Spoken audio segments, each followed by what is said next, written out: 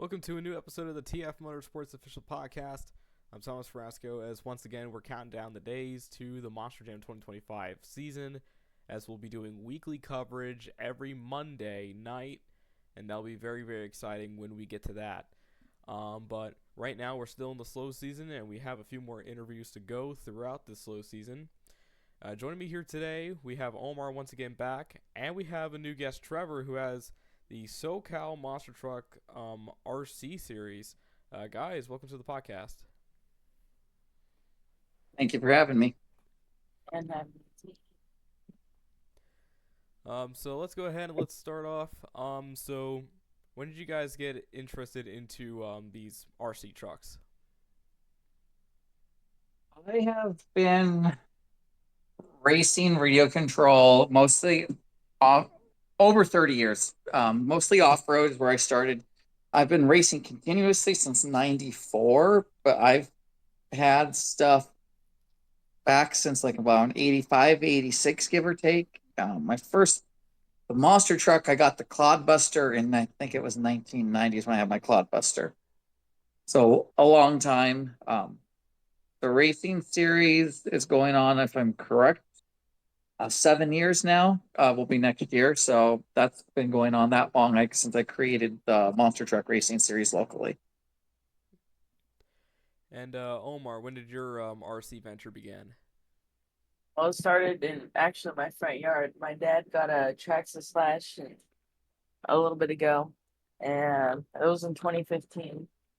And then from there, he didn't use it for a long time. And then, 2020 pandemic, all of that is when I got my first monster truck, the SMT10.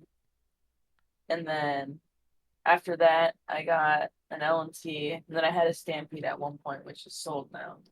And then from there, I went to the expo in Pomona, which is where I met Trever and Levi. And that's how I got into the series. And yeah, it's just been history from there. And of course, the main concept of SoCal Monster Trucks is the monster truck itself. Trever, when did you first know about them, and when did you become a fan? Monster trucks, the first year I went to Anaheim. Thankfully, I live extremely close to the stadium. It was probably 1985 or 1986. Hmm. It was when it was still tractor pulling, of course, and monster trucks. Bigfoot was there that year. That was only Bigfoot was here that there that year. Sorry, so it had to have been 85 because if I remember the trucks that were there in 86, there was multiple trucks. Have gone to pretty much everyone at Anaheim every Saturday and never missed one show other than I think it was 92 or 93 when they were doing the Monster Wars. I did miss that year. I don't recall why. And then, of course, there was one year when they were renovating the stadium, so they went to LA Coliseum, and we didn't go that year. But other than that, I've been there a long time. It's like basically a second home. Yeah, that's awesome. Just seeing pretty much prime Bigfoot in the flesh around that time. That must have been very amazing to see. Now, Omar, when did your monster truck venture all begin? When did you become a fan? Started in 2012 actually. I went to Qualcomm Stadium, and I I don't remember the lineup from there, but I just know it was a really good show. I'm pretty sure I know Metal Militia was there, and they had all of these side acts, and then I just kept going year after year, and I've never stopped going. Yep, and now let's turn our attentions back to the RC side of things, and that is SoCal Monster Trucks. So, how did that tour all begin? I went. It's a long story. To make it quick, Proline, which was my tire sponsor for off road at the time, decided to redevelop a monster truck tire, which hadn't existed in a long time, other than like stock Clodbuster tires. And then that same year, Bari announced, I think it was 15 or 16, he was going to do what he called the Four Link Nationals at Patrick's shop. And that the two put together, it's like, well, how about I build a truck? So I had one truck that I had messed around with, built another truck, went to the race, came back, and at that point, it's like, okay, I need to build my own chassis to make stuff better. And the whole thought behind it was being RC monster trucks never existed pretty much west of the Mississippi River was if I do a chassis brand and that'll get more recognition quicker than trying to create a series wherein I don't know of anyone out here that has trucks. And then I started finding people here and there. It took about a year and a half to 2 years. And once I got to know enough people, it's like, hey, will you guys come race if we start creating some racing platforms? And I built all the jumps once everyone said, and we went to Hot Rod Hobbies. It was during the summer, so it's very hot up there for the first race. Had probably 15 trucks because a lot of people only had one truck at that point. And from there, I created the winter finals, which was our first big race, which was the first Saturday in December. And the following year, we went to a full-fledged series. But Yeah, it took a lot of work to make it happen. yeah, that's cool how everything came out. Now Omar, when did you first get into this RC stuff with Trevor? Well, like I said earlier, it started at Pomona. We went there and we were going to see, like, the major brands and all that. Yeah. And it was two buildings. There was one building that had, all these major brands, all these car companies or whatever, camping stuff. And then the second building, they had a lot more RC stuff. And I think, if I can recall, there was a drift track on one side and all the way in the far back. I don't know what it was, but I know there were grandstands back there. And then to the left, there were, I do recall Levi being there. That's the first person I saw. And then all of those ramps were set up and they had their own space. And we found out about the series. My dad joined the Facebook group because I didn't have Facebook at that time. And we were supposed to go that April 1st, but we went the 30th, and basically that's where it started. And you guys have done many different shows throughout. What was your favorite show that you guys have ever done? We'll start with you, Trevor. What was your favorite one? With the series, that's a tough one. I think it just can honestly continually keeps getting better and better as we get more and more racers involved. Um, but this year's winter finals, which is scheduled for December 7th, if I'm correct, is probably going to be that one. And I'm looking forward to it most. Because generally we're racing at facilities where we have to use wooden jumps and everything. I've got a lot of jumps that are shaped, they're all shaped really nice. But this year's winter finals is going to be mostly all dirt ramps. We're going to have that at the Boneyard, which is Michael and Jessica's house. Mm. Um, so I'm definitely would have to say out of for the SoCal series, that's going to be the top. And then for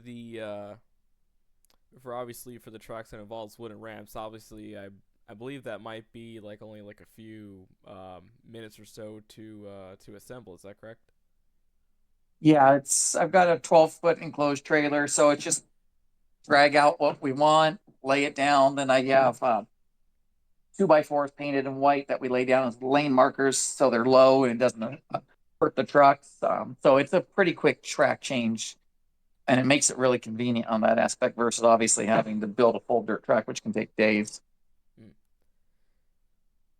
And with the dirt tracks like this, with the time that it takes, does it depend on like how big the place is, or does it like does it depend on how just wide it is to make the track? Well, yeah, this definitely the size of the facility, and it's the same way. Obviously, it's because we're doing this. It's not like where it's an off-road RC track where they'll rent tractors. We're doing it and shaping all the jumps by hand and moving all the dirt by hand, whether it's on a wheelbarrow and then piling jump up the dirt up, packing it, and then getting it to settle. Then you can come back and reshape it.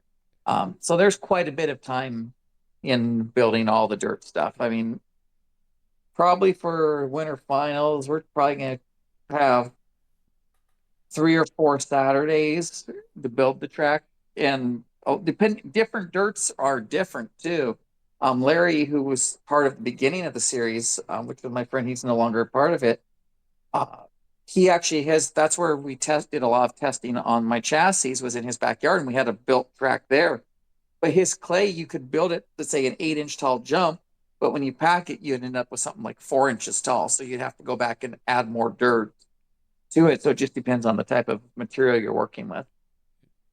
And how is planning the track out?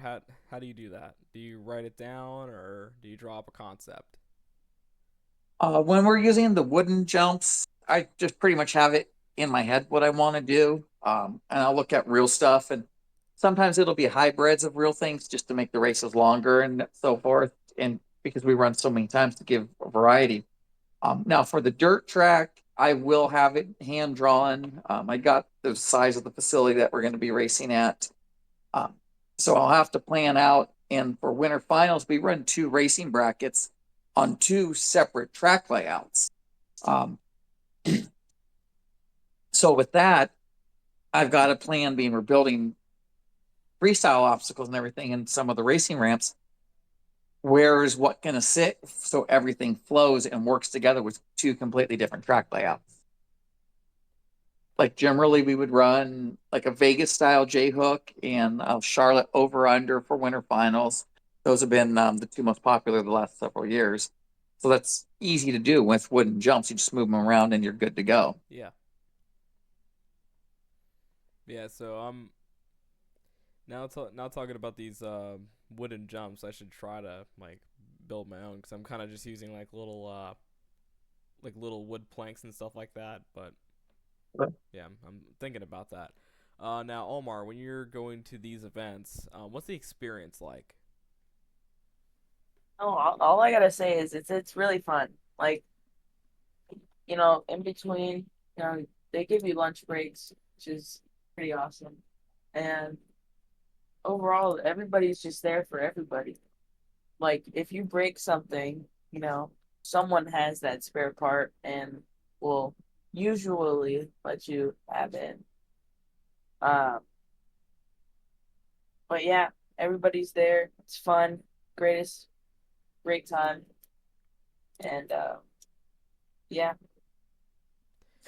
And do you have a favorite event that you've done uh with Trever? probably the 2022 Winter Finals, just because I had one of my greatest freestyle runs and I won a championship. Oh, nice. So What that's truck probably what truck did you my drive? number one. My Mohawk Warrior truck, which will be gone by Winter Finals this year. Hmm. Is it cuz Mohawk Warrior possibly is getting retired with Grid Cliffs might be out of Monster Jam or something I different? I would say because I'm going to be bringing in a new identity, and I don't want to replace my Max D, and I don't, and the body on Mohawk Warrior is starting to get a little flimsy. Ah. So Yeah, yeah, yeah. How hard do you usually drive that truck? Trevor, Trevor can say this for himself. Okay, These Trevor, the trucks, my trucks are literally always breaking. Like I run them so hard that they're always breaking. like just full throttle and just smack him in the ground? No, There is a no, there's a little bit of finesse every once in a while, but yeah, basically he drives them like he absolutely hates them and they're the worst thing on the planet. It's all out chaos. yep. But the And winter finals was a very, very well deserved win. He really pulled that one off. That was pretty awesome.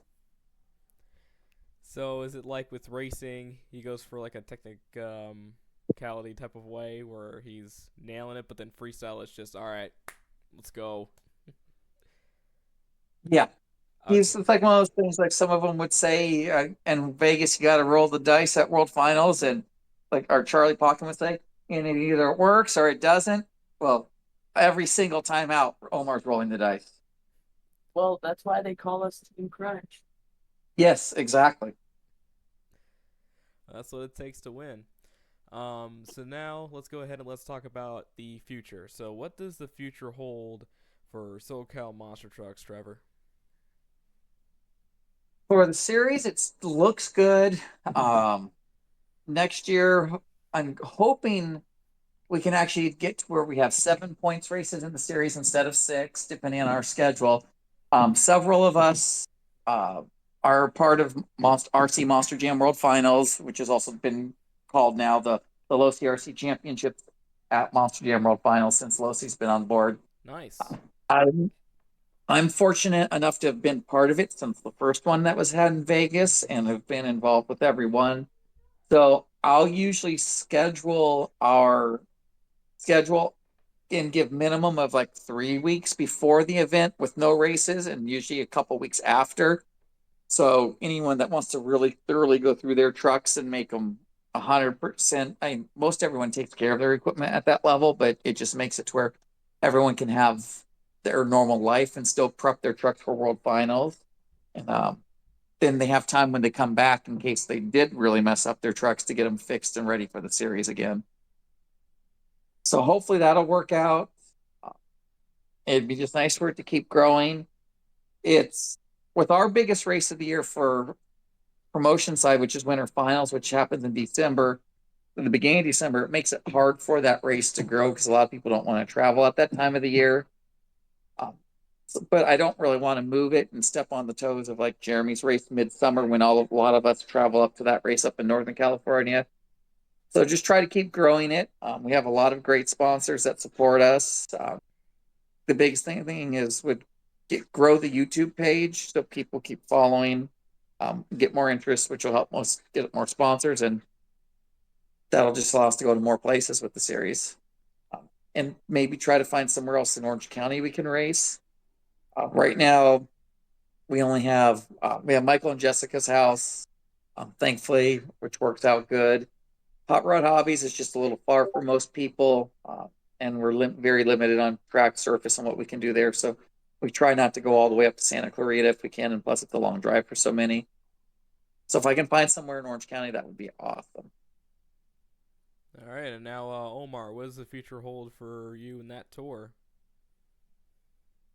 Just gotta keep on driving, man. I literally recently got my first win, well, co-win of in 2 years. So I mean, I'm still trying. I'm still going for it. Just gotta keep maintaining our trucks, keep it to 100%. And I'm pretty sure I got the issue kind of locked in on the country on my trucks since they do that a lot. Uh, but yeah, just gonna keep on going until I just can't anymore. Well, it's just fantastic talking to you guys about your RC stuff again. Already talked with Jay from Mini Jam. I also talked with Hayden, the two Haydens on the server, which they have their own RC series. But now we got you guys talking on here on the podcast. It was great having you guys on here. Oh, thank you for having me. I'm always more than happy to be on anytime. And yeah, Omar, it was great Thank having you you. back on here. Thank you. Yep, so if you want to go ahead and take a look at their content, I'll link a link in the description down below. And we're not done yet. Coming up next, I have fan questions as I posted on Instagram. If you guys want to ask me a question, go ahead. And now I have some questions that I will answer when we come back. Welcome back to the TF Motorsports podcast. As we just heard from Trever and Omar on SoCal Monster Trucks. Again, their channel link is in the description down below if you guys want to go ahead and take a look at their content. Also down in the description down below is our official Discord server where we have notifications for the new episodes of the podcast, Motorsports Hour, Rigs of Rods events, and other types of content being notified to you right there. We also have certain channels to talk about your favorite, least favorite, or just talking about a monster truck tour. There's a whole section on the Discord, as well as many other different things, including exclusive Rigs and Rods events that happens there that isn't the All Out Monster Truck Series, or Derby Car Nationals. Now it's time for the second part of the podcast, and that is fan questions on Instagram, as well as the Discord server. I went to you guys and asked you about any questions that you have for me, and we did have a few questions, and we're going to go ahead and we are going to take a look at them right now. Spin Master Monster Jam asked the question here. In your opinion, what do you think designing trucks is hard? So I think honestly with the newer truck stuff that they're doing with Monster Jam, I got a good feeling that it's like difficult. And with like the 3D modeling and stuff, probably.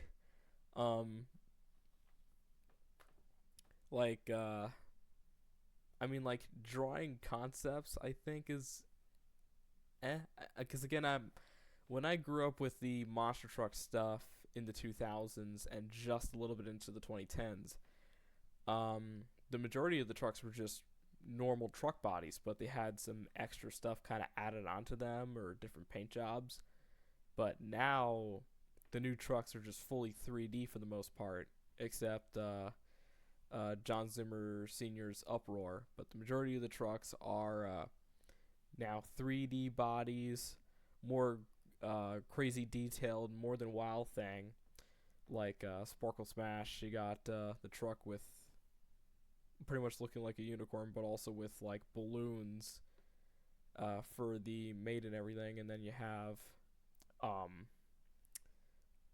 pretty much all these new trucks that are possibly coming to Monster Jam again with this year. They also had the Marvel trucks, and even those had some sort of a detail put into it. So I think honestly it's a tough process, especially when it comes to actually crafting a model. Any favorite podcasts you have that don't involve monster trucks? This comes from Mike Trapper04. So this is the only podcast that I do, but for podcasts that I listen to that isn't monster trucks, it's the NASCAR Weekly podcast.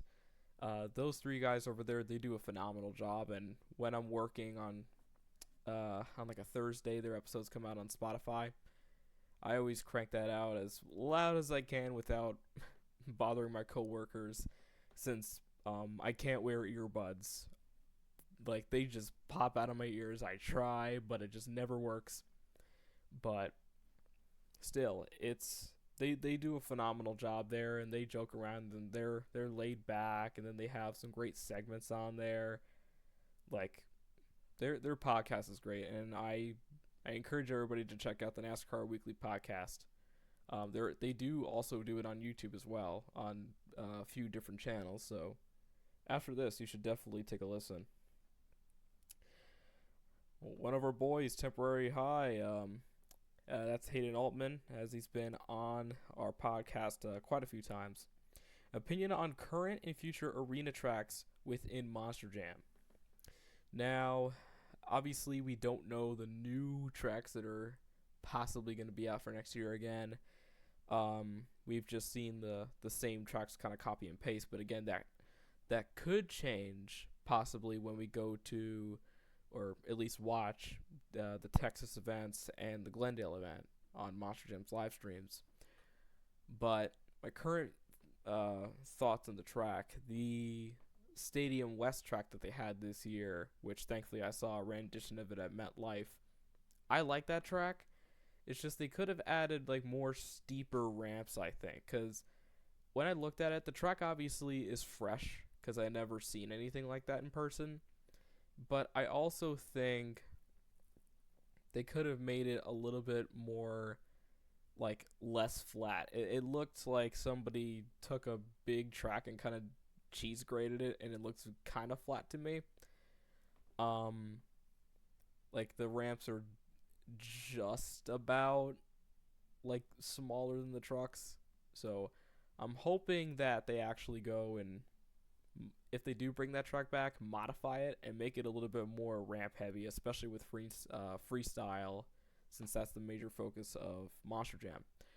The Stadium East track was kind of a copy and paste for the last few seasons. They did bring back the 2023 track layout quite a bit, which is also the 2022 track layout.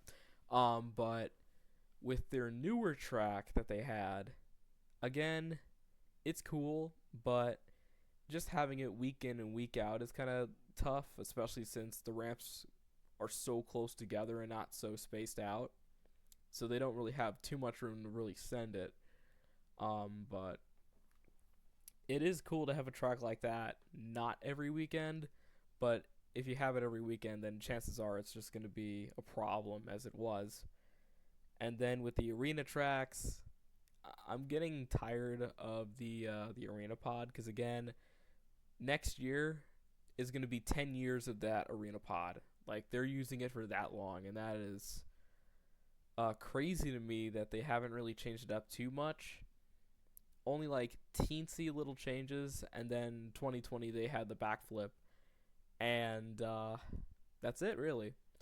If they were to do something different with the ramp, like maybe embed a car or make one side caved in, make it really steep, or like do some new transfer stuff, do a double or something, do a racing lane jump, like something to make it different, but still have it as a pod, I think would work.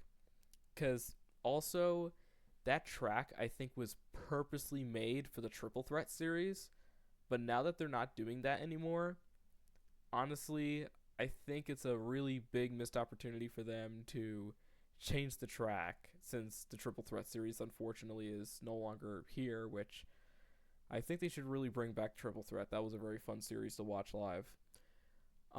But yeah, they should totally change up their tracks and try to do some more tracks more frequently. S. Cooper 1234 says, "What's your favorite retired monster truck?" Now, again, Wild Thing does not count anymore technically, because Triple B did a weird version of Wild Thing. Again, they should have done the 3D body. But in terms of actually being retired, Gravedigger the Legend. That truck, obviously, they should bring back. It was just such a nice truck, because again, it was just a truck, but also kind of continuing on a Gravedigger legacy with a separate truck, and it still stands out. And if you don't want to call it Gravedigger, you could just call it the Legend, and it still works. Like, it was just such a really good looking truck, and I'm glad I was able to see it in multiple different shows. I saw it at the first MetLife event, the second one, and the third and fourth one, and then of course I saw it at the Izod Center in 2014. So yeah, I was really glad to see that truck in person, and I still use that truck quite a bit when I'm playing Monster Jam Showdown. But yeah, they should totally bring that truck back up if they want to put Weston in stadiums for 2026, if they don't want to use Bog Hog. I think that would be a very great opportunity to bring that truck back.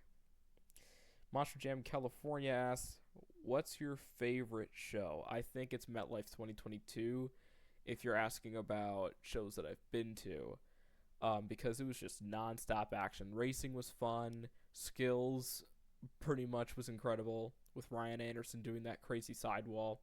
And it was funny. I remember being at the pit party, and he was one of the drivers that I got to talk to. And I asked him about the St. Louis thing back in 2019, where he did that sidewall thing into a wheelie.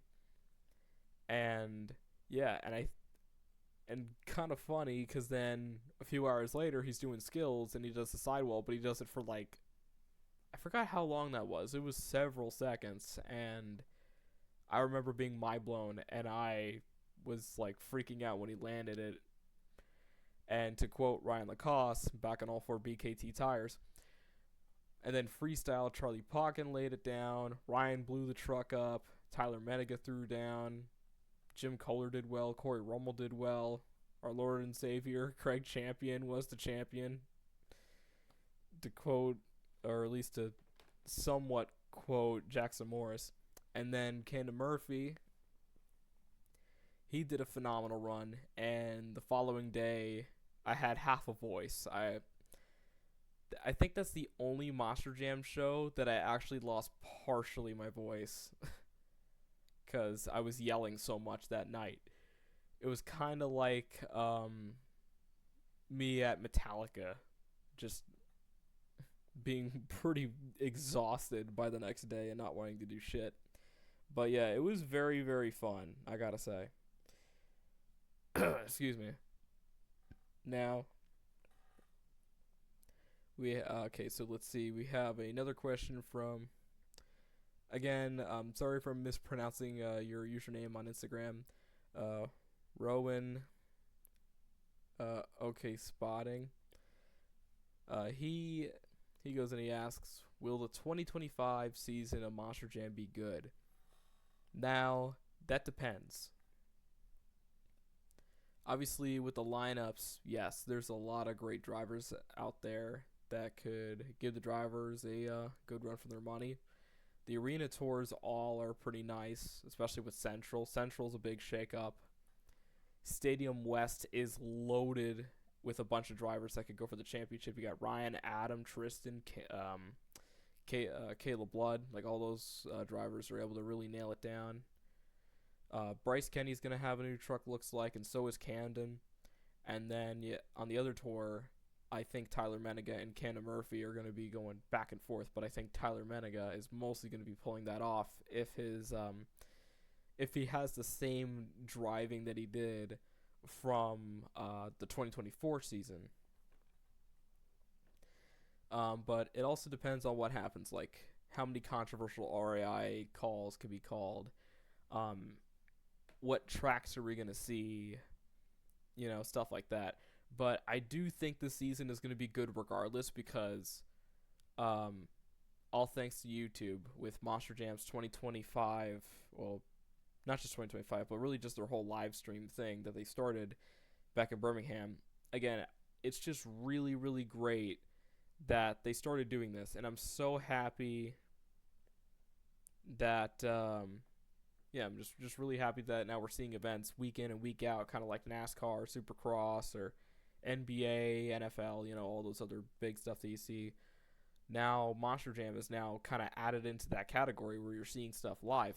I'm glad they're doing that, and it's also easy to access. You don't have to pay a dime.